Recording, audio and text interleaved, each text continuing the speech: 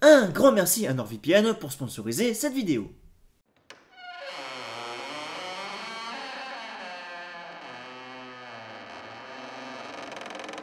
Hey, salut à tous, ici Serac, et aujourd'hui, en l'honneur de ces quelques grands noms que sont Homer Simpson, Zidane, Bruce Willis, Dwayne Johnson ou encore notre grand vénérable Monsieur Propre, j'ai décidé de vous parler de quelques-uns des traitements et remèdes les plus bizarres de l'histoire qui étaient censés lutter contre la calvitie et faire pousser les cheveux. Et purée, qu'est-ce que les gens ont pu se foutre sur le crâne au fil des siècles, vous avez pas idée. Sur ce, j'espère que ça vous plaira, et c'est parti. Numéro 1. Oui, c'est un top. Eh bien, notre numéro 1 est tout simplement l'un des plus vieux remèdes anti-calvitie qui nous est parvenu. Il nous provient de l'Égypte antique via le papyrus Héber. Ou Héber, je sais pas. L'un des textes médicaux les plus anciens qui nous soit jamais parvenu jusqu'à nos jours. Daté de moins 1550, ce dernier contient en fait moult recettes de remèdes, dont certaines sont d'ailleurs encore et toujours un mystère de nos jours, car n'ayant jamais pu être réellement traduites, des termes restant encore inconnus. Et parmi ces moult remèdes, le papyrus d'Héber contient donc une recette anti-calvitie. Une recette pour la moins originale. Alors, si vous êtes intéressé, attention par contre, elle est un petit peu difficile à mettre en place chez nous. Enfin, sauf si vous vivez à côté d'un zoo, je sais pas. Celle-ci étant en fait une concoction constituée à base de graisse d'hippopotame, de graisse de crocodile, de chat, de serpent et enfin de bouquetin. Amis vegan une fois de plus, bonjour. Concoction à laquelle il fallait en plus de cela appliquer des épines de porc épic bouillies dans l'eau. Le tout à se mettre directement sur le cuir chevelu, ce durant pas moins de 4 jours. Ah, et en n'oubliant pas de consommer en parallèle de la pâte de femelle lévrier sautée à l'huile, ce avec à côté de sa bodane. Et bon appétit. Numéro 2. Et nous nous retrouvons environ 1150 ans plus tard avec Hippocrate, considéré traditionnellement comme le père de la médecine. Hippocrate qui, pour guérir de cette terrible maladie de la boule de billard, vous proposait en fait de faire une mixture constituée pas moins d'opium, d'excréments de pigeons, de réfort, de betterave, ainsi que d'épices à appliquer sur sa tête.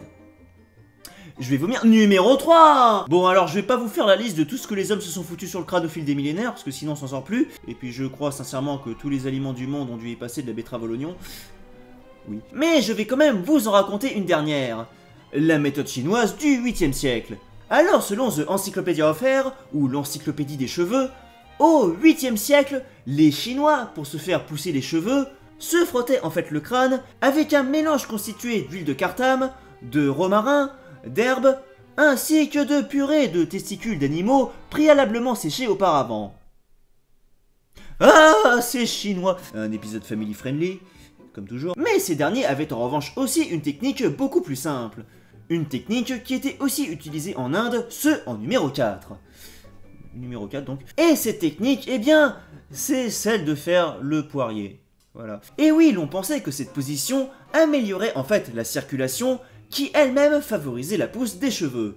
Simple, clair et facile à mettre en place, amis chauves, vous savez ce qu'il vous reste à faire. Mais si vous ne voulez absolument pas vous mettre en danger, ni rien avaler du tout, et ne pas avoir mal au crâne, je vous conseille la technique du autonomé autosuggestionniste Émile Coué, ce en numéro 5. Numéro 5. Au début des années 1900, le psychologue et pharmacien Émile Coué, qui explora au cours de sa carrière la psychologie comportementale et l'effet placebo, développa plusieurs techniques basées sur l'autosuggestion. Parmi celles-ci, il en créa une dont il affirma qu'elle pouvait entre autres, parmi les moult maux qu'elle promettait de guérir de la calvitie. La méthode était simple. Tout ce qu'un patient avait à faire était de se répéter lui-même jour après jour « Je vais de mieux en mieux ». L'idée étant que le patient, en se répétant cela, faisait en fait entrer en action son subconscient qui, je cite, via cette autosuggestion, ferait que les follicules pileux retrouveraient leur élasticité et sécréteraient normalement, permettant ainsi aux cheveux de repousser. Et si jamais vous étiez trop feignant pour vous répéter vous-même que vous allez bien tous les jours, pas de panique, le Dr Coué disait de simplement enregistrer la dite phrase sur un phonographe et de se la repasser régulièrement. Numéro 6. Eh bien, en numéro 6, c'est tout simplement le système D, employé en France par Louis XIII en 1620 pour masquer sa calvitie et repris par Louis XIV par la suite. Cette bonne vieille perruque. Perruque qui deviendra d'ailleurs, à cause de ces derniers, à la mode, puis quasi obligatoire chez les nobles et les courtisans. Ce tout simplement car la mode de cette époque était dictée par la cour. Mais en revanche, ce ne sont absolument pas les premiers de l'histoire à en avoir porté.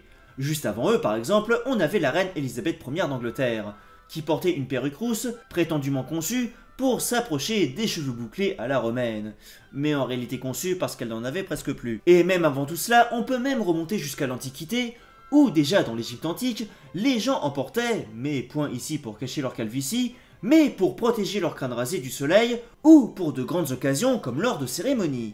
Des perruques, mais aussi parfois des fausses barbes, qui étaient constituées de crins ou de plantes tressées.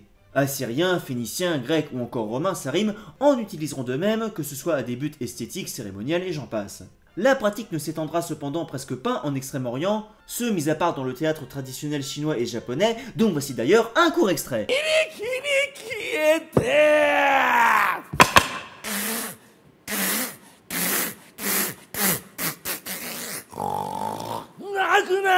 Numéro 7. En 1896, un statisticien...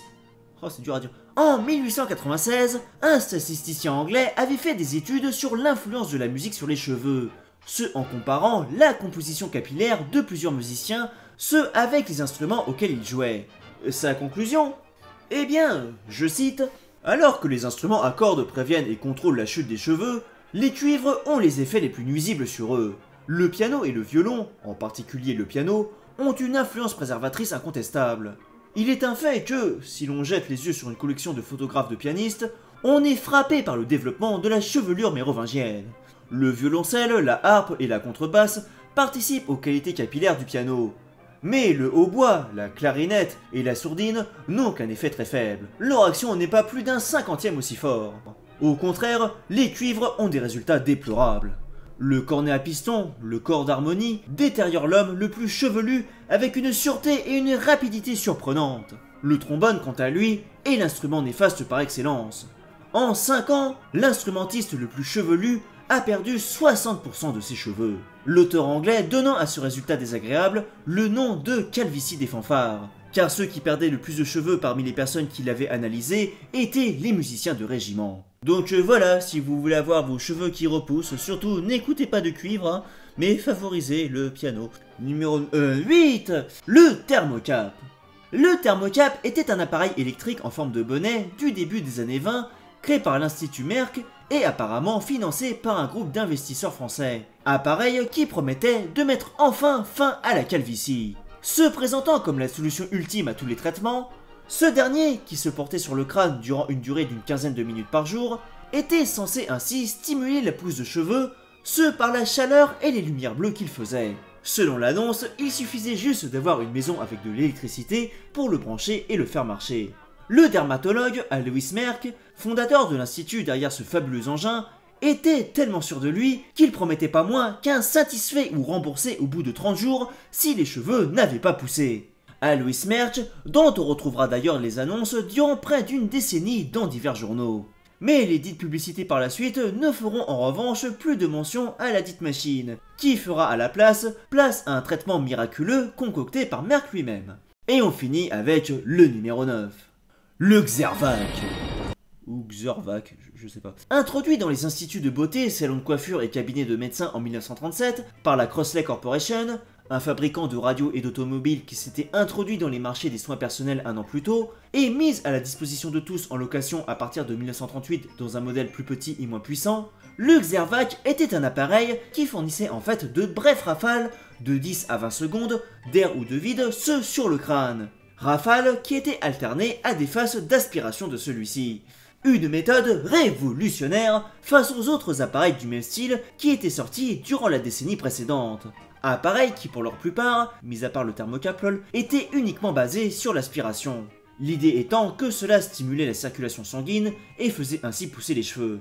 Et sinon vous avez le poirier, enfin je dis ça, je dis rien. Le petit souci étant que ces appareils faisaient en fait que les patients se retrouvaient avec un cuir chevelu rouge et gonflé, chose qui n'était pas le cas ici grâce aux rafales d'air.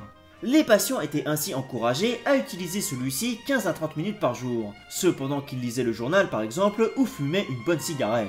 Et si le casque ne vous allait pas, ou que vous aviez des petits soucis à cause de quelques cheveux restants sur le côté, un adaptateur en caoutchouc était même disponible. La science au service de l'homme, mesdames et messieurs. Et voilà, c'était donc quelques-uns des remèdes et techniques contre la calvitie les plus barrés de l'histoire. J'espère que ça vous aura plu. Les essayez pas par contre, hein. Enfin pas tous. Si ça vous a plu, n'hésitez pas à me retrouver et à me soutenir sur mes différents réseaux sociaux, en particulier Utip, et à retrouver d'autres de mes vidéos sur ma chaîne secondaire. Un gros et grand merci aussi à NordVPN pour avoir sponsorisé cette vidéo. NordVPN dont je vais faire la pub dans 3, 2, 1. Vous cherchez à contourner les limites de bande passante, à ne pas être géolocalisé et à naviguer en sécurité sur le net? Eh bien, NordVPN est là pour vous. Avec leurs plus de 5000 serveurs disponibles à travers le monde, auxquels vous pouvez vous connecter à tout moment, résolvez ainsi tous ces problèmes. Et bien d'autres encore. Attention, NordVPN ne sauve pas votre relation amoureuse du désastre imminent dans lequel elle se dirige. Si vous êtes intéressé, profitez dès maintenant de 70% de réduction et d'un mois offert, ce en utilisant le code ETH via le lien qui s'affiche à votre écran. Et c'est garanti sans risque, car si cela ne vous convient pas, vous pouvez annuler à tout moment votre abonnement, ce durant ce premier mois d'utilisation offert. Fonctionne sur Windows, macOS, Android et iOS. Bande passante illimitée, double cryptage des données, le partage P2P est autorisé et le protocole de sécurité IPv2 IPsec ne peut être craqué. Monsieur Propre et Bruce Willis. Et je le redis car il faut toujours le dire deux fois, c'est toujours dans le contrat, c'est le code ETH sur le lien qui s'affiche à votre écran pour profiter de 70% de réduction et d'un mois offert. NordVPN, le meilleur service VPN.